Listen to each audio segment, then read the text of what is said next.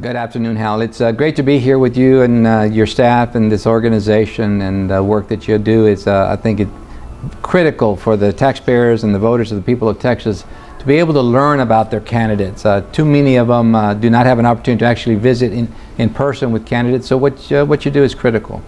I want to first of all say my name is Raul Torres, and you can learn more about me at electraultorres.com, or you can find us on all the social media, Twitter or Facebook. And YouTube. We have our own YouTube channel. You can find us on YouTube/torres.tv.tx, and you'll find our videos and the issues that we've been dealing with over the last course of 6 months. A lot of people ask me that question, Hal. Who am I? I'm really just a regular old Texan, in the sense that I have the same values that most people in Texas do. I believe in God. I believe that we should have great schools. I believe our communities should be safe. I believe that we should be free to worship where we like. I believe we should be able to achieve the most potential or the greatest outcome possible with our own physical abilities and intellect. And government should get out of the way. But unfortunately, government often interferes too much with those capacities, and man's ability to be able to be creative and achieve greatness is often limited depending on that situation. I'm a small government person. I believe, like Ronald Reagan said, the best government is the smaller base government, the one who deals with the most essential services of our society. And I believe people should define what that is, because as we've evolved as a nation, our needs have evolved. But yet I firmly believe that people have always and should always have that choice, whether it's being able to vote on gambling or expansion of the lottery, on the lottery, or whether or not Texans want gambling, or whether or not Texans want a tax increase, or whether or not they don't want a tax increase. I think people should have a voice. And I've seen over the years our voices as we the people being drowned out by the power brokers and the lobby and special interest groups. So I'm a lot like many of my friends and my neighbors, and a lot like the folks that are going to watch this video. I'm someone who's concerned about our state, and I'm someone that has some very specific solutions. And that's why I'm running for Texas Comptroller. I believe that we have an opportunity here to achieve greatness, excellence in government, if we, you and I, are willing to have the courage to make changes in how we run government in Texas. If you and I are willing to rethink how government should work, and what are the core services of government, and in fact, what role should the people play. I think over the years we have been kicked out of the driver's seat, and I think we need to be restored to that. But unfortunately, the way things are, politics doesn't always work on great ideas. Politics works on a whole nother system of issues and processes. So this process, called our political process, which is, I believe, the greatest in the world, is filled with opportunities for people to come and see who the candidates are and where we stand on issues. So Raul Torres is a family man, been married 40 years, have 5 children, 7 grandchildren. I own 3 businesses. I am the only CPA running for this office. And should the voters of Texas have that confidence in me and place that trust in me, I'll be the first in the history of Texas to serve in that capacity. Which is really, for a lot of people, mind-boggling, that a CPA, a professional accountant, is not required to run a professional accountant department or agency. Yet we require an attorney to run the Attorney General's office. It is what it is, though. So the possibilities of what I bring to the table, there is no benchmark. People cannot look back and say, well, that CPA did this and this and this. We have no benchmark. We've never had one. I'll be the first, and I've come prepared to do the job. I'm not a career politician like some of my opponents, and I'm definitely not a wannabe politician like another one of my opponents. I'm running for comptroller because I want to do something that I believe desperately needs to be done. Because if we don't get it done, I have 7 grandchildren, as I said. If we don't get it done, they're not going to have jobs, not the kind of jobs I'd like for them to have. The education system that they're going to go through is not going to be a world-class system. We all talk about it, but it's not going to be getting any better. Our system today Right now in Texas, it's an average dropout rate of 29 or 25 to 29%. 1 out of every 4 Texans does not graduate. And that's going to be our workforce. It's mind-boggling, but those are the stats. So I'm running because I believe, without a doubt, we cannot have the same type of thinking, looking 2, 4, 10 years into the future, that we've had in the past. Politics and the political decision-making that has occurred cannot solve the financial situations that we find ourselves in. Most people have not had the opportunity to look at my presentation I did online. You can go to slideshare.com and look up Raul Torres, and you'll see a presentation that I prepared that I call Texas Tomorrow. What will Texas of the tomorrow look like, economically, financially? And what I've compiled there is a story, one filled with facts. No pretense, no double talk, no political promises, just facts. And what does the facts say? The numbers do not lie. Politicians lie, but not the numbers, not the real numbers. And the real numbers show that as Texans, we are currently, as of this moment, faced with a bare minimum, and because I'm not adding a lot of other numbers to it, or costs, $900 billion financial crisis. I call it a crisis because we don't have the money. How are we going to solve that? If Texas has to depend on the Eagle Ford shale to fill up the rainy day fund coffers, and at best 11 billion with all this great oil production that we have, if that's the best we can do, how are we going to be able to come up with an extra $30 billion a year to pay for the cost of the $900 billion? When you take $900 billion divided by 30, you're looking at $30 billion a year. Where's that coming from? Well, when you look at it, the political solution, all you're looking at is 2 choices. Number one, this is how legislators in Austin think, because I used to be one. Number one, you cut spending. Well, when you cut spending, guess what happens? A big portion of our sector is depending on government spending money, so it creates jobs and circulates the money. But more importantly, people who really depend on government services, those that are most vulnerable, those that the governor have been saying for the last 10 years that he's been in office, we will make sure as Texans to provide for them. The money will not be there. It can't. The numbers don't add up. Number 2, the other choice you have is you raise taxes. As of right now, I have yet to run into any Texan throughout the state of Texas who says, oh, I'll be happy to double my taxes. Go ahead. If those are the 2 choices we have, and that's how politicians think, then ladies and gentlemen, I ask you, which one would you prefer to have? Well, I have a different answer. Neither. We can do things differently. We can rethink how government works, and we can create the revenues. I am confident we can, without raising taxes, to help pay for the water that everybody says we're going to need, for the infrastructure that business is demanding in addition to water in order to stay a viable economic force in Texas, for the growing and expanding education population in Texas public schools. We can pay for all of that without a tax increase.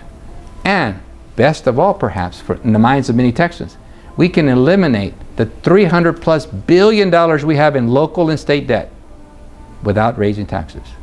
Now, that may sound like a fairy tale story for a lot of people. I can understand that. Because most politicians are not accountants. They're not financial problem solvers. They're pencil pushers. They're business owners. And they pass that on to someone else that they hire. Well, I'm that someone else that they hire. Solve my problem, reduce my taxes, create more wealth for my company, make me happy. Well, ladies and gentlemen, I'm here to say I want to make you happy. But more importantly, I want to make your children and your grandchildren happy in the next 15 to 20 years. Because politics, as usual, Hal, is not going to solve this $900 billion cost. And here's the proof. Medicaid.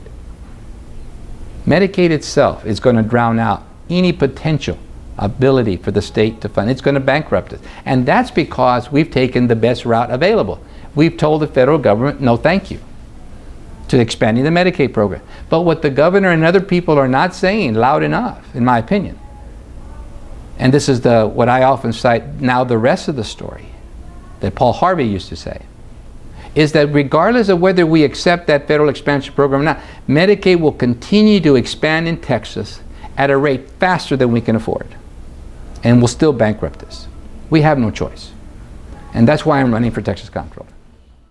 Since most of these budgetary issues require legislative action, how can the comptroller, an accountant, actually influence budgetary policy? That's an excellent question. And the reason we don't know the answer is because we've never had a comptroller like I want to be. We've had a political person serving in the office of controller. We've never had a real accountant. One focus on the economy, one focus on business, one focus on telling the legislature and charting the path of how we ensure economic growth, how we ensure proper funding for the needs of the state, how we redefine ourselves so that we can come out leaner and meaner. If you remember the Rocky series, in the very first fight, Rocky came out as a big, heavy, bully guy that just kind of sucked his way into the championship. And then we found out after the second movie that he had to learn to redefine who he was as a boxer. And he reshaped himself. He retrained himself. He approached life boxing differently. And the next time we see Rocky appear in Rocky 3, he's this new guy, leaner, meaner, thinner, and much faster. I believe that's what we got to do in Texas. And the way we do this is this. So you see, comptrollers have, at least to my experience, never been the leader I believe they should be on economic issues. They have never provided a 20-year economic plan. They have never said, here's the pathway, here's the policies. Policy A will create this outcome. Policy B will create this outcome. Policy C will create this outcome. When you package it together, you have this result. You see, we don't have that kind of long-term strategic planning for the legislature.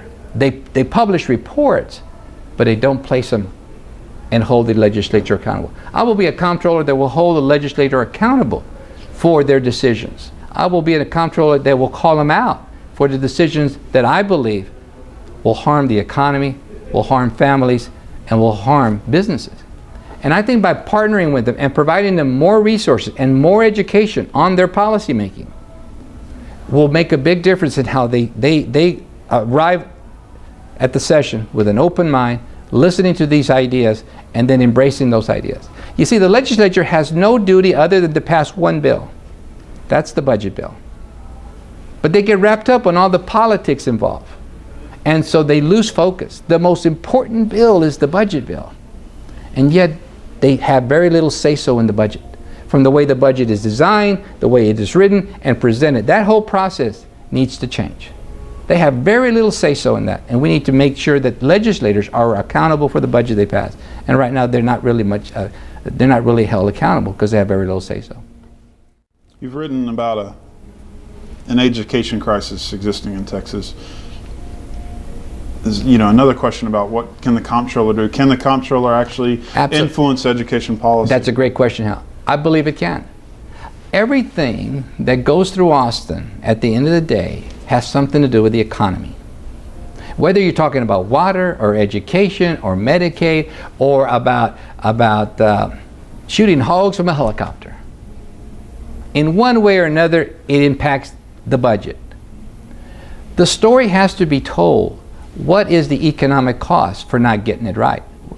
So instead of saying, okay, we need more funding, which is the cry we hear a lot from folks and groups in Austin, for this or for that, we should be forward thinkers and be proactive in looking at cost and the impact or the trade-off of the cost. So for example, for this $100 million, what are we going to get for it? And you set very specific outcomes based on economic principles and financial concepts that work. It's like gravity. Gravity tells us that whatever goes up, what comes down. These financial principles, the legislative body, most of them have no idea what a budget is, how our budget is written, how it's put together, and what input they have until later down the road, if at all. They have no idea. They don't know how to read a budget. Remember, most of them that have businesses source all that out to their accountants or their CFOs. They just want the bottom line. Am I making money or not? So we need to rethink that, and I believe the new comptroller with a new focus on their duties can do that. So education is an economic issue. If we do not provide the educated workforce in the next 15 to 20 years, Texas, this great state that has achieved national acclaim of being the biggest job producer in the nation, will cease to be what it is. The numbers are there. The industries are already telling us. Today, in Texas, 1 out of every 5 children are Hispanic. I'm sorry, 4 out of every 5 are Hispanic. Now, that's the number. So in 15, 20 years, when they graduate, and they either go to college or graduate from college, what percentage of those are going to be Hispanic? 4 out of 5. Now, if we do not change, currently in Texas, 80% of all Hispanics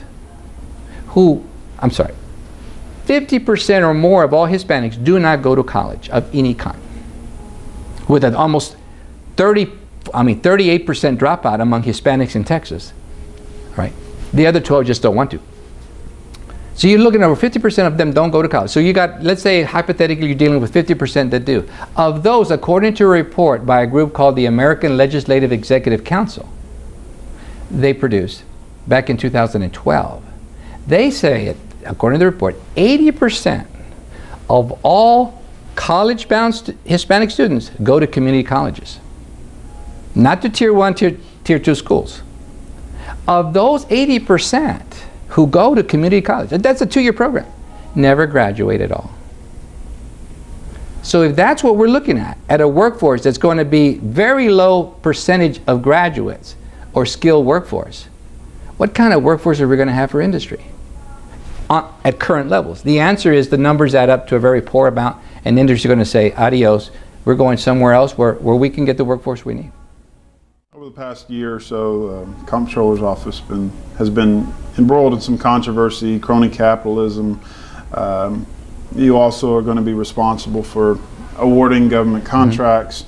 What can you do to either end or expose the problem that many say is infests Texas government, and that's crony capitalism? Well, it's not that they say, they don't say it for a reason, Hal.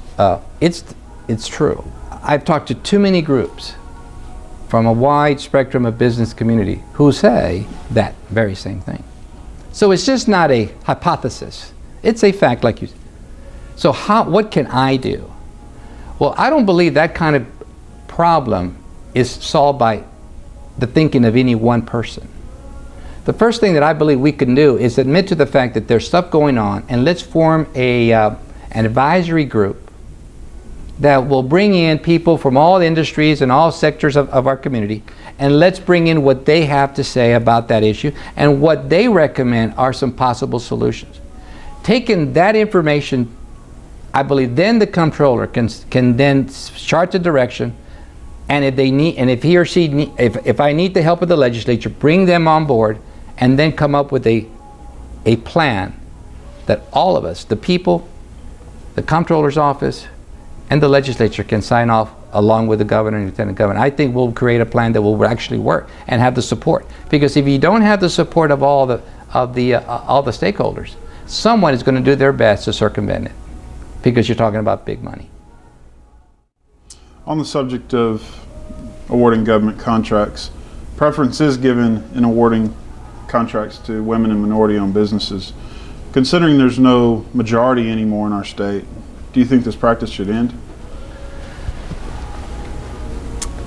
There's a lot of people in Texas that do not know what it's like to be discriminated against. They don't know what it's like to be given a name that is very offensive. They don't know what it's like to be rejected employment because of the color of your skin. There was a time when those kind of actions were needed in Texas and in our nation. There was a time. Just like there was a time unions served their purpose. I think we no longer need that on that issue because of that reason. However, that being said, the fact that you started the statement and said that contracts are given a preference to them, it's a very small percentage. And even that percentage, according to my sources, tell me it's not fulfilled to the best of the program's ability. Can it be better? Absolutely. Should we have those preferences? I don't think so. I firmly believe if we make the playing field even and give everybody an equal opportunity without the crony capitalism, you'll be surprised how many people will get on board and support a program that truly is fair and balanced to everyone concerned. And that's what I think should be the goal of the Comptroller's office, and that'll be my goal. How can you make, with all the taxes and fees we have, how can you make the Comptroller's office more business friendly when it comes to filing taxes? Well, the very first thing, if you'll read my contract with Texas, is one of the things I believe we need to do is implement Lean Six Sigma. Are you familiar with that process, Hal? Yeah. Lean Six Sigma is designed to eliminate unnecessary steps in the process, unnecessary delay in the process, but yet at the same time maintain a high degree of consistency in the quality of the output or the service that's provided. Lean Six Sigma will solve that issue right there. It will resolve the backlog on the audits. It'll resolve the backlog on the franchise tax reports that haven't been processed. It'll resolve the issue of employee morale. All of these things that I've heard about from people inside the Comptroller's office. Assuming that all that is true, which I have no reason to doubt it. But if that's true, and I've heard it from more than one source, then Lean Six Sigma will fix all that. But at the same time, it'll cut costs. The cost of delivering that service. And it will free up that money to make it available to be spent in other critical issues of the budget. So I believe Lean Six Sigma holds that capacity. I estimate in the very first year, by the end of the first year, implementing Lean Six Sigma in the Comptroller's office will save taxpayers $50 to $60 million just in that office at a very conservative amount. Now I think Texas can use $50 or $60 million so it can be applied to roads and water projects and other issues that are facing our state at this time. And that's what I intend to do. Understandably, as Comptroller, part of your job will be working with House leadership, and many conservatives, Tea Party groups are concerned that it's currently too liberal and needs to change in order for true fiscal restraint to be attained. Do you agree with this sentiment? Fiscal restraint to be obtained has nothing to do with party leadership. When you look at the history of spending in Texas going back to 1990, we've spent over 300% more than our spending cap limit or the Texas expenditure limit calls for. 321% more. Since the Republicans' so-called conservative party took over in 2003, Texans have spent over $17 billion more, roughly 2 times more than what we should have. So whether you have a liberal administration or you have so-called conservative administration, what the numbers show without the politics is that politicians love spending money. That's the truth when you look at the numbers. So your question goes back to dealing with this issue of one party and this party, and the bottom line is you have to change how government works. You want to tackle that idea and you want to fix that problem, Hal. What we must do is rethink how government works. We need to redefine our priorities. We need to put the people back in control of doing that definition for us. The problem I discovered working as a member of the House is I learned that for many of the members of the House believe in their hearts that they know what's better for the people than the people themselves. That is totally false and wrong in my point of view. The people are very capable of defining what kind of future they want for their families, defining what kind of communities they want for themselves, and they definitely know how much they want to pay in taxes. It's not that they don't want to pay taxes, Hal. It's that they don't want to pay more than they have to. That's what I've discovered. And one of the things that I believe a comptroller can do and must do is help the legislature redefine itself. Kind of like Rocky Balboa redefined himself as a boxer. So that they can do a better job of achieving why they were elected and sent to Austin to do. But sometimes they don't know how. So they play politics with the lives of millions of Texans. I don't want to play politics, Hal. I want to solve problems, and I want to help the legislature do that to the best of our capacity so that at the end of the day, they can say, job well done, just like I can. Some say Texas is facing a local debt crisis. We're number 2 in the country in municipal debt, Yeah. number 1 in school district debt. And number 5 overall debt, yeah. How will you raise awareness for this Well, I think Comptroller Combs has done a great job getting that started, publishing that information on the website. But the problem with that is that it doesn't go far enough, and that it doesn't have any bite to it. Bringing awareness to it is only the start of the process.